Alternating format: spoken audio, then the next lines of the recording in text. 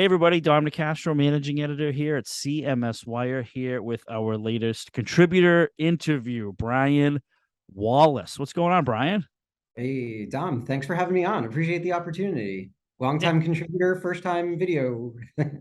I know. Yeah, it's great to Yeah, see the face and hear the voices behind our growing and wonderful CMSWire contributor community. And for anyone tuning in for the first time, like, oh, what's a contributor? Well, the contributor is someone who's just so passionate about their work. They just, write for us consistently, and they are part of our contributor community. These are folks. I think that's what separates us, Brian, at CMS Wire is, you have the contributors from the trenches. You guys are the right. practitioners. You're talking to customers. You're doing the work of customer experience, marketing, employee experience, what have you. And it's just so good to have your voices on our pages, and now your faces as well. Yeah, it's really interesting. I wasn't even kind of prepared to address that, but among my many hats, one of the things that I like to think I have some level of hat is journalism. I didn't go to journalism school, but I'm certainly capable of writing and editing. But I hear you on that. What I think separates CMS Wire from a lot of other places that I contribute to, a lot of other places that might be more like a journalist hat, but this is a from the trenches thought leadership thing, I think is honestly more refreshing because if you put yourself in the mind's eye of the reader, of the voice, of the people who are actually reading it, they enjoy something like this because it doesn't have to be someone who's only a journalist. There's plenty of publications for that. And then there's other stuff where it's like just all sorts of like sponsored, salesy, like annoying Yeah. message-based things that a lot of people have kind of had enough with. But I just feel like a combination of that kind of voice crossing together with the customer experience is why I personally enjoy contributing and have done so for the last few years. So I Yeah. really like that. And it's so important these days. If you ask people, why do you read X? What's special about Y? If there isn't an answer, that publication might just go out of business. You have to have some kind of voice to stick to. And I just think that separates you guys from the pack. So kudos to you, man. Yeah, we're thrilled that you kind of captured it, right? Like it's amazing, Brian. We hear from the vendors all the time, and they're a huge part of the, software community, digital marketing community. But sometimes I'll get a pitch and I'll be like, yeah, that's awesome. I would love to talk to your customer about their life and their role, not about your software, right? And Exactly. to have that perspective, and even the vendors putting those people in front of us is great.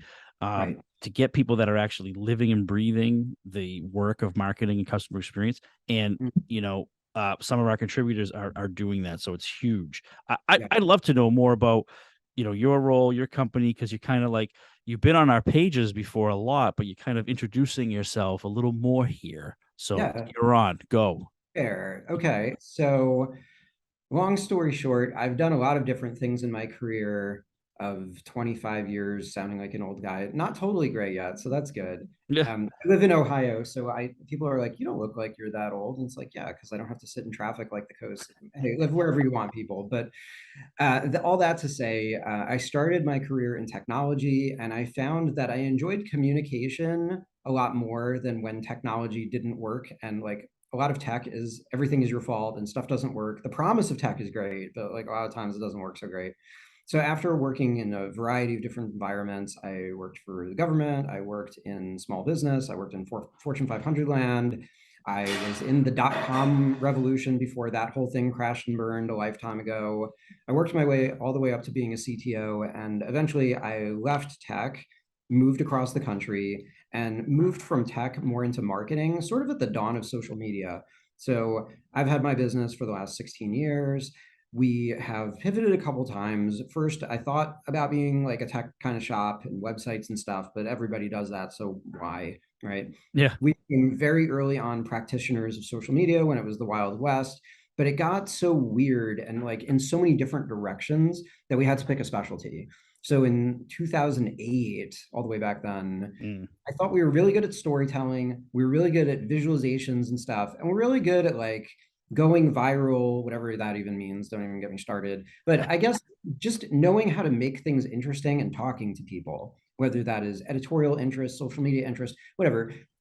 Instead of like when a person is watching a rock concert and the hype man is like, all right, everybody make some noise. I think the opposite is true. In a world where everything is noise, you kind of have to make signal. So I think we've learned through the years how to make signal. And we do that in a lot of different forms of content marketing. So we're kind of sitting at the confluence of being kind of like a research firm, a design agency, and then sort of like this weird mix between journalism, PR, and SEO, which are all like incredibly different things. So we're very well known for content marketing, infographics, and also journalism. And then I also happen to be kind of a guy that does a lot of different events. I've popularized a lot of in-person LinkedIn events, and I sit on a couple advisory boards for Google Small Business and South by Southwest, most notably. Sweet. Well, Yeah. thanks for that. It's a lot going on, and the evolution of Yeah. the company is no, it's an evolution. Going through my head, yes. Yeah, that's good. That's why we're here, to put it all out there.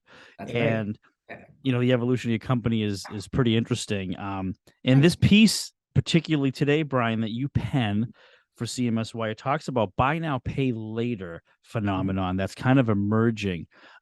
As a consumer, and as a dog owner, you talk a lot about the pet care. People are don't think they can afford pets because of the massive veterinary bills. I have insurance, thankfully, but the buy now, pay later phenomenon sounds pretty interesting. And it sure is. So, I mean, listen, if you have money, you don't necessarily need all these like different credit options and all of that. But the sad reality is, a lot of us don't want to necessarily admit when we have like unexpected, unplanned expenses. And sometimes things get crazy. Life throws you a curveball, right? If it's going to happen, you think, oh, that'll never happen. Well, guess what? Sometimes you have to save up for a rainy day, as I see it like thundering outside, ironically enough. But that's more physical than metaphorical or monetary. But, yeah, so it's perfectly sunny over here in Manchester, New Hampshire, by the way. We're good. Yep.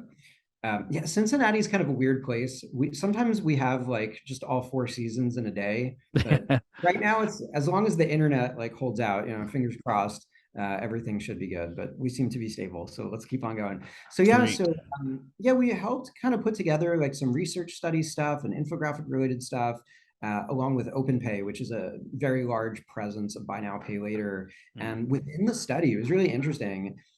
We found that 2 out of 3 Americans were more interested in using this than they were prior to the pandemic. I feel like COVID, for all its good, bad, and different, it kind of ushered in a lot of different trends. And a lot of them we found into e-commerce and into buy now, pay later, just to make it like a more established kind of payment method. So I feel like before COVID, people weren't really thinking about it. But during that, because a lot of people lost their jobs overnight, entire industries were suffering. And then think about just something like the pet industry, right? So you work in X and then you have a pet. And the pet craze during the pandemic was absurd. I remember reading there were like pet shortages. Right? Like you couldn't even like get a dog or something. And then I remember it might have been the Wall Street Journal or something. There was like all this like pet separation anxiety when people were trying to go back to work, and like all the dogs were like freaking out, like, hey, where's my human? Why are you leaving? Yeah. What are you leaving for? So for a lot of people, whether you have kids or not, whatever your lifestyle, like pet parenting is like a big deal. And you sure don't want Fido to just go up and die because you didn't plan for an emergency vet bill. So we found in this study, in this survey, that was a huge sector where people were actually using that as a payment method. Right. Yeah. No. So the brands, I've seen it before. Like, I think I had an unexpected flight to take once, and like, oh my goodness, this is up there. This is up there. And it gave me the option to do like some kind of $25 a month thing. I'm like, all right, yeah, I'll do it. Is that similar to that phenomenon, this buy now, pay later? It's not always. So, I can't comment as to like what specific every industry and every vertical has. It's a mixed bag, but I'd say that's a similar concept. And I feel I'm with you, like in the flight and travel and hotel industry, I feel like I'm seeing this more and more. Right? They're not trying to get you or whatever, but they're making it more affordable. A lot of people, you can work X into your budget, but you can't work Y into your budget, even though it's like a similar amount. Yeah, sure, there's going to be some interest or whatever, but it is the difference of being able to take that trip, get that emergency vet surgery or not. right? And that's what it comes down to. There's, the net present value of money. Like Yeah. it's, Yeah. you can't necessarily wait for that paycheck, wait for that raise. Don't know if I know like COVID's receding and now monkeypox is coming. Who knows, right? We don't know like what the next day will bring. All signs are pointing to probable recession, right? So even if you're fine, Yeah. you might not be. And Yeah. I know a lot of people try to be good and diligent about having a budget, but sometimes there are just things that come along that our budgets do not afford, and we're not prepared for these emergencies. Yeah. Yeah. So Brian, what's the overall message to the brand? Because we like to come at it from how brands are handling it. Consumer, it's great to have advice for consumers and stuff like that. That's part of it. But what is the message to like someone in e-commerce, someone who's managing those systems, about buy now, pay later? Is this something that brands need to be shifting towards or thinking about weaving this in? Yeah, I would say weaving it. I like where you're going with weaving it in. I think there's a lot of habit of people that they just have to like be original and do it all themselves, and that's like kind of insane. Mm. There's way too much reinventing the wheel out there in the world. If you're running a successful e-com shop, why would you go and build your buy now, pay later solution? There Yeah. are incredible places that already have really nice, stable, usable solutions that are sitting there to plug into your system. So I mean, my words to anybody who's listening on the brand side, on the e-com side especially, be sure to try to integrate this kind of technology as a payment option, especially if you have something that's a big ticket. It's not that people want to say no, they just might be in a position where they're interested in literally what buy now, pay later is, right? Mm. It's buy it now and continue paying on it. So yeah, you're going to have factors in your system and all of that. But I think if it's a difference between not getting a sale or not, like I think you'd be patently crazy not to pick up something like that. I mean, everybody takes credit cards. Lots of places take Bitcoin and stuff. So like, why? I'm almost shocked that a lot of the industry doesn't integrate more of these systems. I feel like I'm seeing, like we said before, I'm seeing a lot of hopeful signs of this. I'm seeing more and more of it. So it's not no one, and I feel like it's definitely a trend that's on the way up. But I'd say for everybody who is kind of on the fence, I mean, it's a tried and true proven mechanism. Yeah, Yeah. and I think probably taking the lead on this might be cell phones industry, right? Because I think people, companies like Apple, Samsung came out and said, "All right, no one's gonna afford the 1900 that this phone actually costs. So we're gonna Right. through the cell phone provider, let them pay the taxes on it that day, walk out with the phone, pay it over the next 24 months." Yeah. Um, I feel like kind of like that. a lot of cell providers have brilliantly integrated that into their marketing strategy. So, I mean, where would Apple be without places like AT&T, right? I mean, AT&T must make so much money for them. Yeah. I think it's a form, I guess you could consider that a form of buy now, pay later. Yeah. Yeah, yeah. And I always go in there, Brian, with the preparation question is, Yeah. what are my taxes?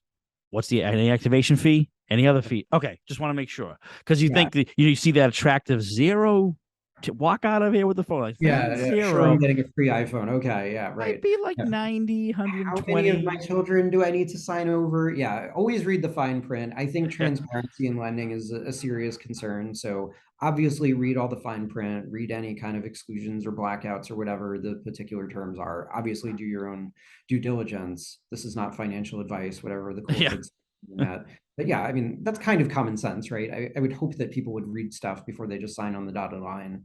yeah. Final question for you, Brian. Looking ahead, any particular trends you're watching in the space of customer experience, digital marketing, anything, metaverse? And I am What's on just your mind? What are we gonna see in Brian my mind Wallace is future columns? My man, my mind is like tortured in so many different directions. I'm going to answer that more globally because I do follow up. I would definitely say I have like a lot of industry analyst experience in so many different directions, whether it's like e-com or finance or metaverse or Web3, any of these things. I think more globally, I feel like a lot of companies have kind of fallen asleep when it comes to customer experience. So I don't care how good your tech is, how slick your marketing is, and all your digital and this and that. If your customer experience is bad, what are you even doing? And I feel like so many industries have just absolutely laid this to the side. They don't have dedicated departments. They don't have enough training. It's kind of shameful. Something that I always think about when it comes to the customer experience that I talk about a lot when people are asking me about this. Do you remember when Apple got into the retail business and they like rocked it and it was like a store like you've never seen before? Yeah.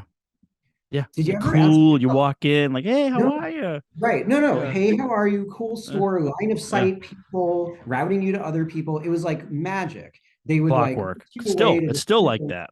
It's still like that. And maybe Yeah. it's not as good as it once was, but the world's changed a little bit. But like clockwork, they'd get you whatever part service, whatever you want. They'd walk over with a payment technology, you'd pay for it on the spot, and you'd be out the door smiling with thing in hand in your fancy bag. But the thing that nobody asks is why were they so good? Because they're Apple? That's not the answer. Do you know why? Do you know why? There's You're actual answer to this. I think I might know. And I was editing a story recently. I think someone Yeah, mentioned this. These Apple executives went out in the trenches and tested all of this before they rolled it out. Is that part of it? that's part of it. But Okay. the part that you will be delighted, since we at CMSWire talk about customer experience all day long, they all went to the Ritz-Carlton Hospitality Five Diamond Training School. They Mm, learned from travel and hospitality how to run a retail shop because they never ran a retail shop. yeah. Yeah. Mind blowing. Why doesn't everybody think like that? Yeah. Because they let customer experience go to the side, thinking that their overconfident brand will cure all ills. And guess what? You're only as good as your average or mediocre employee that's having a bad day. And then True. you get a bunch of one-star reviews and returns and people never coming back into your shop, e-commerce or brick and mortar or whatever. Yeah. Yeah. Yeah, because you're right. Because no one, no one walks away, showing their friends like, look at my phone, look at what it can do. It's got apps and I can make phone. No, they talk about when they called customer service or when Exactly. they needed to replace it, how that Yeah, experience was. exactly. The world runs on 5-star and 1-star reviews. You're either very annoyed and complaining or just preaching from the hilltops about how great it was. Yeah. And if we're being honest, there's probably more 1-stars out there, just, I don't know, I, than I, the 5-star side. I talk more about my Keurig coffee machine than anything else because their experience it just randomly Exactly. didn't stop working, Yeah, and right, I called them and said, "Hey, this isn't working." They said, right. "Well, you passed the warranty, but we're going to send you a new one anyway." And they're like, And that's "Oh, how it's done. Like, you know who's like that forever is LL Bean, right? They have like an indestructible lifetime warranty. yeah, Like, and they all do the unexpected. Like service to humanity, like this should be a foregone conclusion. But a lot of that's just throwing the baby out with the bathwater. yeah, I they're not do empowering." understand that people falling asleep on it. Yeah, they're And not it's like, empowering. The top level is not empowering the front lines, and I have a great example of that. I mean, okay, CVS pharmacy. I wrote an article about it. okay, There was an old gentleman and who walked in and said, "Can I have a COVID vaccine, please?" And they right. said no. I mean, this is the elderly asking for a COVID vaccine. They said no. Why? Because he didn't sign up online. And he And said, he "What if doesn't even know how to sign up yeah, what online. if people don't have a computer?" He said. He goes, "I'm Right. sorry, sir. You have to sign up online." And I don't blame the person that told them that. That was their system. They have no process for this.